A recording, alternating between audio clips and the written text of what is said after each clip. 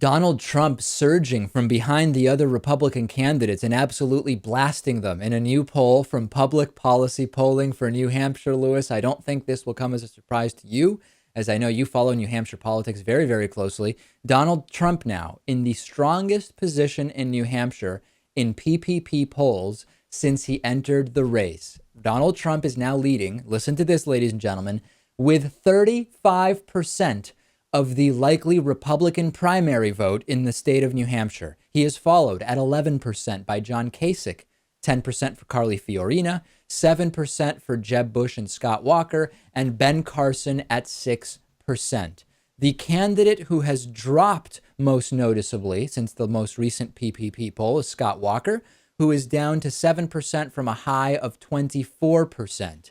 Donald Trump is leading with many groups in New Hampshire. He's leading with Tea Partiers. He's leading with men. He's leading with independents. He's leading with conservatives. He's leading with voters most concerned about electability, which strikes me as utterly insane, by the way. Well, I think what really is happening here is this is a testament to the power of the media.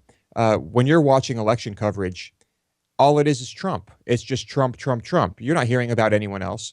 And I guess when you're not hearing about anyone else, perhaps you just you go with Trump. Well, we've seen a shift on the Democratic side as well in the PPP polls. Since April, Bernie Sanders has now taken the lead 42-35 over Hillary Clinton in the state of New Hampshire. 6% for Jim Webb, 4% for Martin O'Malley, 2% for Lincoln Chafee, and 1% for Lawrence Lessig.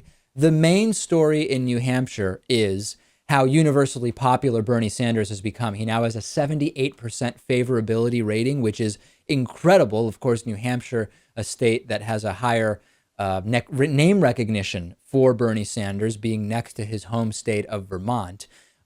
Trump and Bernie Sanders, two very interesting narratives in this election so far, but also two drastically different narratives in this election so far. Donald Trump becoming known for not focusing on issues, for insulting others, candidates, journalists, whoever, and just generally being rude and sort of unhinged.